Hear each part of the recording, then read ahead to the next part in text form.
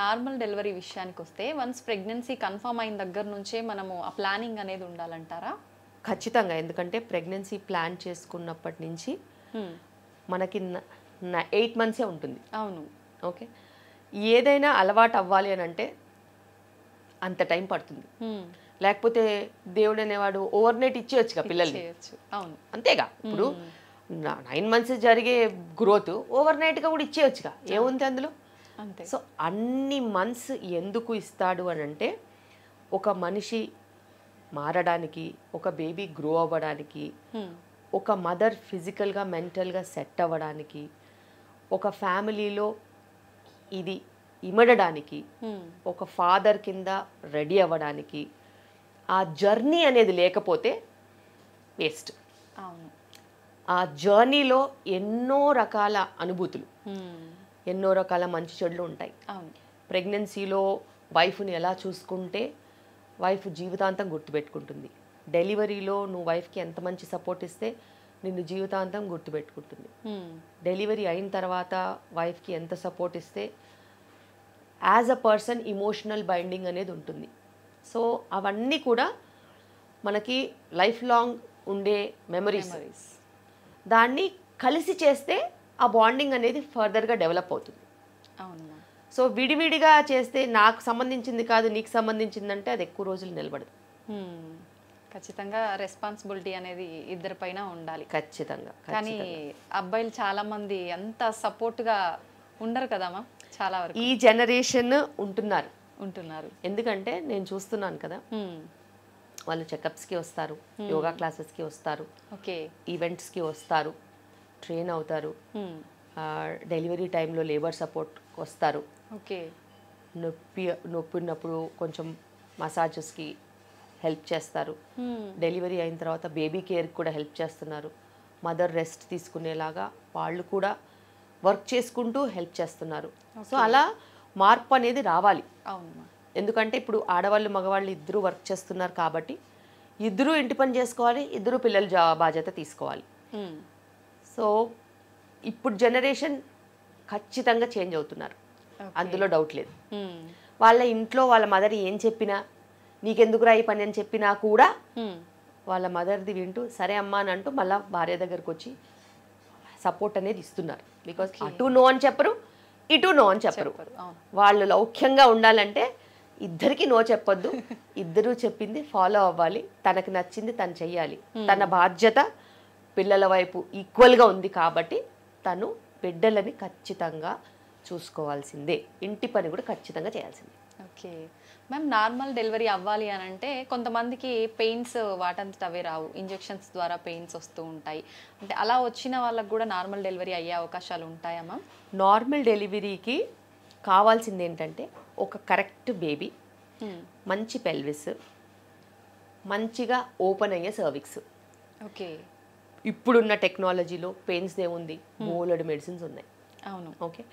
ఎప్పుడైతే వాళ్ళ baby head కిందికి వచ్చేసి సర్విక్స్ అనేది 2 సెంటీమీటర్స్ అలా ఓపెన్ అయ్యి దారి అనేది మంచిగా ఓపెన్ అయినప్పుడు మేము 37-38 వీక్స్ అయిపోయిన తర్వాత, యూజువల్గా 38 వీక్స్ అయిపోయేసరికి ఇదంతా అవుతుంది, వాళ్ళని అడ్మిట్ చేసుకొని సేఫ్గా ఉమ్మునీరు అది పడిపోకుండా బ్లీడింగ్ అయ్యి ఇంట్లో ఏదో కంగారు పడిపోయి ఇలా కాకుండా నేనైతే ఫైండింగ్స్ మంచిగా ఉంటే అడ్మిట్ చేసుకొని నెక్స్ట్ డే నా పర్యవేక్షణలోనే నైట్ అంతా కొంచెం ఎక్సర్సైజెస్ చేయించి కాస్త రెస్ట్ ఇచ్చేసేసి డే టైంలో డెలివరీస్ చేస్తాను. ఓకే. అలాగే మనకి వాళ్ళకు కూడా ఒక సెక్యూరిటీ ఉంటుంది, సేఫ్టీ ఉంటుంది, కంగారు ఉండదు, ఏదైనా ఎమర్జెన్సీలు ఏమన్నా అయిపోతుందని భయం ఉండదు. అలాగని కొంతమంది 37-38 వీక్స్ 39 వీక్స్లో కూడా లేబర్లో వచ్చేస్తారు. సెకండ్ డెలివరీస్ వాళ్ళందరూ ఇలా లేబర్లో వస్తూ ఉంటారు, వాళ్ళని యథావిధిగా డెలివరీ చేస్తాం. అలా. ఓకే.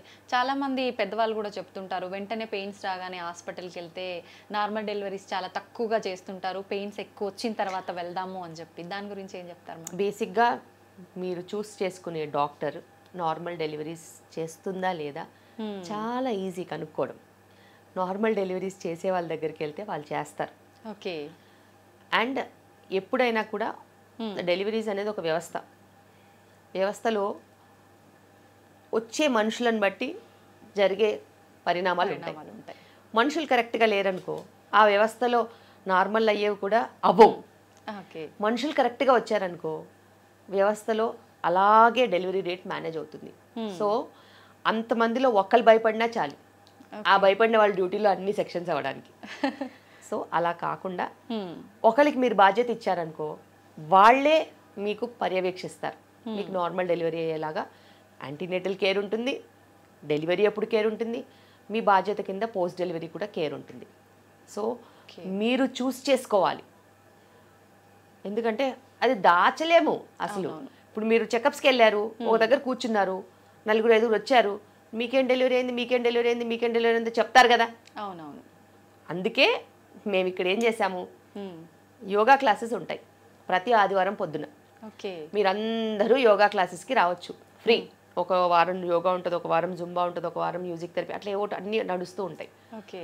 అలా 30, 40, 50, 60 మంది ప్రెగ్నెంట్ కపుల్స్ వస్తారు, వాళ్ళు మాట్లాడుకుంటారు. గ్రూప్స్ పెట్టాం, వాట్సాప్ గ్రూప్స్ ఉంటాయి, నా పేషెంట్స్ అందరూ వాట్సాప్ గ్రూప్లో ఉంటారు. వాళ్ళు కరెక్ట్గా మాట్లాడుకుంటారు. దాచుకోవడం ఏముండదు, దాపరికాలు ఏముండవు.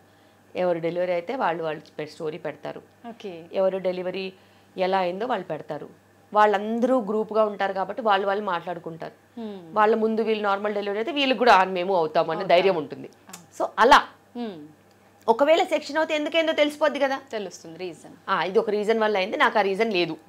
సో అలా సో మనము ట్రాన్స్పరెన్సీ మెయింటైన్ చేసామనుకో అసలు మనకి హెడేక్ ఉండదు, వాళ్ళకి ఏమవుతుందో అని భయం ఉండదు. అందరూ మంచిగా డెలివరీలు అవుతూ ఉంటే వాళ్ళు మేము అడ్మిట్ అయ్యాం కదా ఇంకా రేపటికి ఈ టైంలో డెలివరీ అయిపోతామని వాళ్ళు పక్కాగా ధైర్యంగా ఉంటారు అంతే. ఓకే మ్యామ్, చాలామంది ప్రెగ్నెంట్ లేడీస్ మెంటల్గా ఫ్యామిలీ ఇష్యూస్ వల్ల కానివ్వండి ఇంకేదైనా సరే డిప్రెషన్లో ఉంటుంటారు. ఆ ఎఫెక్ట్ అనేది పుట్టబోయే బేబీ పైన పడుతుందంటారా మ్యామ్? డెఫినెట్గా. బేబీ అనేది మీ పరిస్థితులకి అతీతంగా పెరగదు. మీ పరిస్థితి ఎలా ఉంటుందో బేబీ మీద అదే ప్రభావం ఉంటుంది. మీరు అన్యోన్యంగా మంచిగా ఒక మంచి కుటుంబ వ్యవస్థలో గనక అలా పెరిగితే బేబీస్ కూడా అంతే ప్రశాంతంగా అంతే మంచిగా ఉంటారు. మీరు కూడా కొట్లాట్లు, కలహాలు, గొడవలు, మనస్తాపాలు, మనస్పర్ధలతో పెరిగితే బేబీకి కూడా అలాంటి యాటిట్యూడ్ అనేది డెవలప్ అయ్యే ఛాన్స్ ఉంటుంది. ఎందుకంటే మనకు పూర్వకాలం నుంచి తెలుసు గర్భిణీ స్త్రీ చుట్టుపక్కల ఏమవుతుందో అదే గర్భంలో ఉన్న శిశువుకి వెళ్తుందని.